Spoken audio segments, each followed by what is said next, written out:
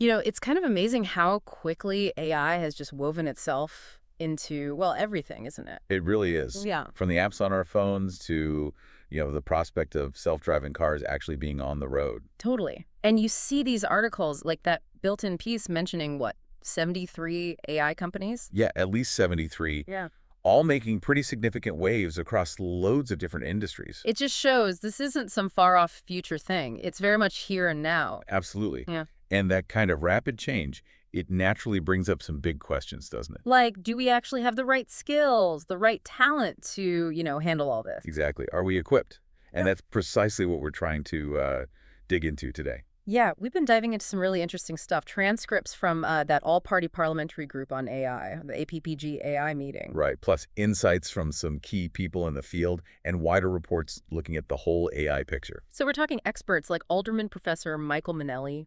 Baroness Ruby McGregor-Smith from IFATE, Yatin Mahandru from Cognizant. And Matthew Bone from the British Standards Institution, plus the APPG AI findings themselves, and that built-in article giving a sense of the scale. It's quite a mix of perspectives. Okay, so our mission, really, for you listening, is to try and cut through the noise a bit. Yeah, there's a lot of information out there. We want to pull out the really crucial bits about where things stand with AI skills and talent.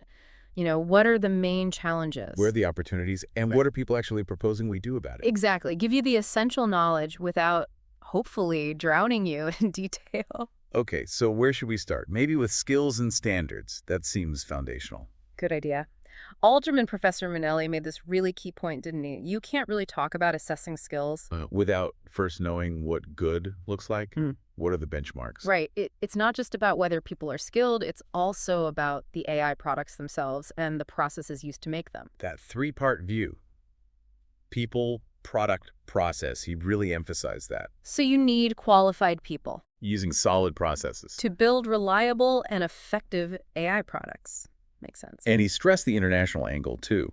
Having globally recognized standards is, well, vital. Especially for managing AI systems and the skills needed. Exactly. He specifically mentioned ISO 42001. Okay, what's that broadly? Think of it as like a management standard for AI within an organization, how to handle it Oh. responsibly. So covering things like data, risk management, Yeah, all of that. It gives companies everywhere a kind of common language, a shared framework. which is crucial if things are going to work together across borders. Definitely. And coming from his City of London role, he also tied it back to those long-standing principles. Free trade, access to talent, rule of law. Yeah, all very relevant here. Okay, so that's standards. What about the regulatory side? That seems trickier. Yeah, Professor Manelli brought up a big challenge there. How do you even define AI clearly enough for regulations? Especially distinguishing, say, generative AI from just broader machine learning or even just computing in general. Exactly. He said some definitions in current laws, like the EU AI Act or rules in the U.S. I think he mentioned 27 U.S. states having rules now in insurance healthcare. Right. But the definitions can be so broad, they could almost cover anything computer-related. It's like trying to nail jelly to a wall. Yeah. But his suggestion was interesting. Maybe we don't need totally new rules from scratch. You mean using existing standards bodies? He mentioned the Walbrick AI Accord. Yeah, leveraging the RSOs, Yeah. recognized standards organizations. These groups already set benchmarks in other industries. So adapt their existing tested frameworks instead of reinventing the wheel for AI. Precisely. Build on what we know works. It seems quite pragmatic. Which kind of leads into what the City of London has actually been doing in this area. They seem quite proactive. They really do. Professor Manelli pointed to three key things. First, that Lord Mayor's Ethical AI Initiative course. Oh yeah, tell us about that. Well, it sounds pretty impactful. It covers AI ethics and that ISO 42001 standard we mentioned. And the reach. Pretty impressive. 6,000 people, 600 firms, over 60 countries already. And it started with 4 professional institutes, but now it's expanding to others, plus 85 business schools. Wow, okay. That's significant buy-in. What was the second thing? The Walbrook AI Accord itself, you've got 38 nations involved through their testing and certification sectors. And they're all agreeing to basically favor using existing standards for AI regulation. That's the gist. And they're setting up a permanent facility in Barcelona focused on AI quality infrastructure. So real momentum behind standardization. And the third piece. That was the Investor Council on Responsible AI, ICRAI. Right, the big money. Big money indeed, representing something like $32 trillion in assets under management. That's a huge chunk of the global total. And what's their stance? They've agreed to actively encourage the companies they invest in to adopt ISO 42001. So pressure from investors, too. It's coming from multiple angles. Definitely feels like a coordinated push. Now, Professor Manelli also gave a bit of historical perspective, which I thought was really interesting. Yeah, the comparison with the internet back in the 90s, how people just kind of taught themselves very quickly once the tech was there. Right. And his point was maybe the big skills gap now isn't just at the super advanced AI specialist level. Maybe it's more foundational. Exactly. Things like just rigorous data analysis, knowing your statistics, data processing, how to visualize data effectively. The building blocks, which makes sense. You need that solid foundation for any AI to work well. He also mentioned recent Nobel Prizes often going to multidisciplinary work, didn't he? Yeah, showing how interconnected fields are becoming, which mirrors AI's nature. Okay, let's switch gears a bit. What about the industry view on skills training? Baroness Ruby McGregor-Smith's perspective from IFIT. Right, her focus is very much on employer-led training, letting businesses define the skills they actually need. And the data she shared was pretty stark, wasn't it? It really was. That Microsoft and LinkedIn Work Friend Index, finding that 66% of business leaders wouldn't hire someone now without AI skills. 66%, that's huge. It's become a baseline expectation almost overnight. Almost. And PwC research backed that up. 69% of CEOs expect they'll need new AI skills in their workforce. So the need is clearly recognized at the top. Yes, but here's the worrying bit she highlighted. Actual employer investment in training in the UK. It's gone down. Yeah, down by a quarter since 2005, and it's way lower than many other European countries. That's a major disconnect. Knowing you need the skills but not investing enough to develop them. It's a real challenge. What do you think causes that gap? Is it cost, uncertainty, lack of clear pathways? Could be all of those. She did mention a potential government initiative, Skills England, to try and boost things. Yes, as a way to push the skills agenda forward. And she gave some good examples of how AI is already being woven into apprenticeships, didn't she? It's not just a standalone thing. Exactly. There's the specific AI data specialist apprenticeship, obviously aimed at using AI effectively. To boost profits and efficiency, yeah. But also AI skills embedded in manufacturing training robotic engineers. Right, or in retail for buyers and merchandisers. Even healthcare, using geographical data, mapping insights to help treat cancer more effectively. Yeah. It's getting integrated everywhere. Which leads right into thinking about the future workforce and the huge need for reskilling. Absolutely. It's not just about the new people entering the job market. It's about everyone already working. And Baroness McGregor-Smith stressed tracking emerging skills from all parts of the labor market to see what's coming next. She also pointed out how fast people are adopting tools like ChatGPT or Copilot. Yeah, the AWS research, 4 out of 5 firms using Gen AI are using those tools. They're becoming standard practice incredibly quickly. And while people worry about jobs being displaced, Which is a valid concern. she also mentioned the potential for liberation, freeing people up from routine data stuff. Right, allowing them to focus more on critical thinking, strategy, the things humans do best. But the bottom line seems to be continuous reskilling is essential for everyone. Regardless of age or career stage, the pace of change is just too fast to stand still. Okay, let's bring in another industry voice. Yatin Mahandru from Cognizant. AI is obviously huge for them. Oh, absolutely. He said it's a major strategic focus. And he echoed that point about data being fundamental. The garbage in, garbage out principle still holds strong. More than ever, he suggested. There's huge demand right now for data scientists and data engineers just to build that solid data foundation. Makes sense. You can't build a fancy AI house on shaky ground. Exactly. He also mentioned strong demand for natural language processing skills. Which also makes sense as we increasingly talk to AI systems. And he gave a concrete example. Big insurance firms using Gen AI for compliance tasks. Working with regulators like the FCA and seeing real productivity gains. Yeah, showing tangible benefits already. But what I found really interesting was his take on prompt engineering. That feels like a new kind of skill. It does. He described it as less about the hardcore technical building of the AI. And more about knowing how to talk to it effectively, using your domain knowledge. Exactly. Critical thinking, understanding the subject matter, and framing the right questions or prompts to get the AI to deliver what you need. And he suggested this opens doors for people from different backgrounds, right? Like humanities grads. Yeah, people who might not be traditional coders, but are good communicators and critical thinkers, that's quite an encouraging idea. It broadens the pool of who can participate in the AI economy.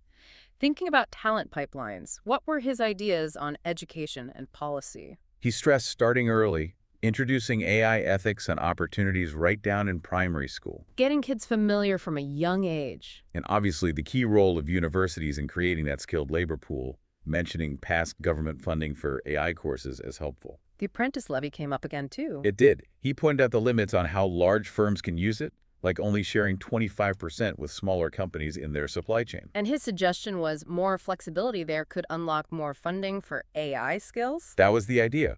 Let companies use the levy more broadly to support AI training where it's needed. And to tackle immediate shortages, he floated the idea of a global visa for tech specialists. Yeah, pointing to an 11% drop in UK tech specialists recently, down to about 226,000. He argued attracting global talent is crucial. So, a mix of growing talent at home and bringing it in from abroad. How does Cognizant actually find people? Well, they have their own recruitment engine. They also do a lot of outreach, like running prompt engineering workshops in schools and universities. He mentioned doing that in Newham in London. Yeah, actively engaging with potential future talent. Okay, finally, let's look at Matthew Bone's view from BSI, the British Standards Institution, focusing specifically on talent acquisition. Right, a pure recruitment and talent management perspective. He mentioned BSI itself has built up an AI governance team. Developing services around standards like ISO 42001, responding to that need. And he had some pretty stark stats from a PwC workforce report. The ones about job postings. Yeah, AI job ads growing 3.5 times faster than other jobs. Wow. And for every one AI job posting in 2012, there are now 7. 7 times as many. That's incredible growth. Plus, a significant wage premium, about 25% higher pay for AI skills in some sectors. It really shows the demand and the competition for these skills. Absolutely. And he added that the types of skills employers want in AI-affected jobs are changing much faster too, Yeah. a 25% higher rate of change. But it's not just about the technical skills or the money, is it? What did he say motivates these AI professionals? That was interesting. Beyond compensation, they found it's often about mission and purpose. Doing meaningful work. Exactly. Engaging work, chances for professional growth, and flexibility in how they work. So broader package. Seems so. Yeah. Interestingly, he said BSI hadn't found recruiting too difficult initially. Why was that? He thought it might be because of their focus on ethical AI, AI for good, that mission aspect attracting people. But he did flag a big challenge many companies probably face. Which is? Just figuring out who already has relevant AI skills within their existing large workforce. Oh, yeah. Mapping internal talent. That's a tough one. So how are BSI tackling skills development internally? Upskilling. Yeah, they've had success taking people from related areas like cybersecurity or IT and giving them targeted AI training. Bridging the gap. And they've also set up an early career program with the University of Edinburgh, specifically focusing on data ethics. That sounds very forward-looking. And diversity was also on their radar. Definitely. He mentioned putting in a more structured recruitment approach and doing unconscious bias training for hiring managers. Trying to broaden the talent pool they bring in. And recognizing that expertise can come from anywhere. He stressed needing diverse training options because you have a multi-generational workforce. You're right. Someone mid-career can become an AI expert just as easily as a new graduate with the right support. Exactly. Different people need different approaches. Did he share any specific policy ideas from BSI's research? They had a paper, didn't they? Yes. Yeah. Evolving together. Flourishing in the AI workforce. Some recommendations included tax incentives For what? for employee well-being and also for investing in training, plus subsidies to encourage hiring workers of different ages. And investing in mental health support, too. Yes, that was highlighted as important. Which makes sense given the potential anxiety around AI's impact on jobs. He touched on the need for employers to support people through these transitions, and again, balancing those hard AI skills with essential soft skills. Communication, teamwork, critical thinking, they're still vital. Absolutely. And one final crucial point he made Go on. was about recognizing the really innovative AI work happening outside formal degrees now. So valuing practical skills, creativity, ingenuity, wherever it comes from. Exactly. Not just focusing on qualifications, but on capability. Okay, so wrapping this all up, it feels like a really complex picture, but some key themes emerge. Definitely. The absolute need for clear standards, like that ISO 42001, seems critical. And the whole regulatory piece is still, well, evolving. And skills-wise, it's not just about high-end AI specialists. Those foundational data skills are just as crucial. Right. Plus, new roles like prompt engineering emerging, and the overriding message about needing much more investment in training and reskilling. Across the board, all sectors, all ages. Apprenticeships look key, partnerships with universities too. And talent acquisition needs a multi-pronged approach focusing on ethics, diversity, not just technical skills. And underlining everything is just the sheer speed of change. Constant adaptation, constant learning. It's not a one-time shift. Yeah. It's an ongoing process for everyone, individuals and organizations alike. So maybe the final thought for you listening is this. Thinking about everything we've discussed, what's one concrete step you could take? Yeah, whether that's you as an individual or within your company or just as a citizen. How can you proactively engage with this AI skills evolution and help shape a future where it hopefully benefits everyone? Good question to ponder. Of course, you can always dig deeper into resources like the APPG AI reports or some of the industry studies we mentioned.